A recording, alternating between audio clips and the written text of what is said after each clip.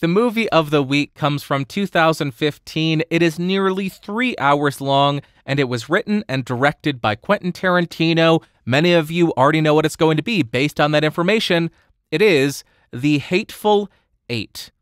Let me tell you why this movie works. Quentin Tarantino is the master of pacing. I don't know how he does it. He's done it in every single one of his movies that I've watched. It feels like it's 30 minutes long when really it's 3 hours long. I don't know how he does it. Setup, payoff, setup, payoff, setup, payoff, or payoff, setup, payoff, setup, because that's the Tarantino way. Here's the conclusion. Let me show you how we got there. This movie is no different. It's a mixture of that masterful pacing, as well as one of my most favorite challenges for a filmmaker. It's why I love the original 12 Angry Men movie. It's set in one scene, it's set in one room, and they have to make that entertaining and have the story progress and have character development without any ability to have a bunch of external shots, external factors play into the character development. It all has to occur in that one room. There are a few scenes here leading up to when they arrive at the, what is it called? Haberdashery, that are not in the haberdashery. It's in a stagecoach, but it is still very limited, very closed off.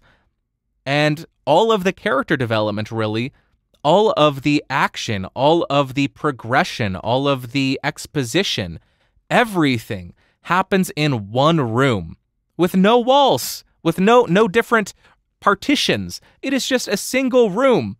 It is amazing when filmmakers are able to successfully do that. They don't have the benefit of keeping your interest by changing scenery or having 50 million cuts within 30 seconds. They don't have that benefit. They have to make a good story, and they have to have good direction. I just thought of something that I completely forgot about because I blacked it out. I was whining about this in my Discord. Kurt Russell, in this movie, the woman in this, the villain, what's her face? The woman in this, Daisy Damagru, played by Jennifer Jason Leigh, says, "Hey, can I pick up that guitar and play it?" And the guitar that she is playing is an 1870s Martin acoustic. This is a 150-year-old guitar, priceless, on loan from Martin's museum.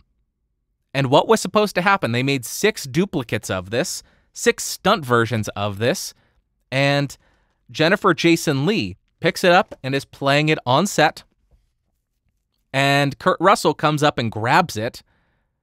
And at that point, they're supposed to cut, and Kurt Russell is supposed to get a stunt guitar. Didn't happen. So Kurt Russell smashes a 150-year-old priceless Martin acoustic. I saw some estimates saying it's about $500,000, or it was $400,000. And that pricing, that estimate was years ago, so now it's probably well over $500,000. He smashed a $500,000 guitar for this movie. I found that so incredibly sad, so upsetting. And you can see Jennifer Jason Leigh saying, "Whoa, whoa, whoa, whoa, whoa, whoa, whoa." And that was her legitimate reaction. It was her legitimate reaction because she knew what was about to happen. And she knew that it's so sad to watch. This guitar survived 150 years. Through the Great Depression, through World War I, World War II, obviously didn't go to World War I and World War II, but survived those times, only to be destroyed because Kurt Russell wasn't aware that it was the real thing. It wasn't one of the stunt guitars. And because of that, Martin Guitars said, "Screw it, we're never lending anybody a guitar again for a movie. Never. It's never happening again." And I understand that completely. That has to have been devastating. I was devastated. I don't work at Martin. I was devastated by that. It was so incredibly sad. But as far as a film, it's an incredible film. Quentin Tarantino is a master filmmaker, and I loved this movie. The wide open shots.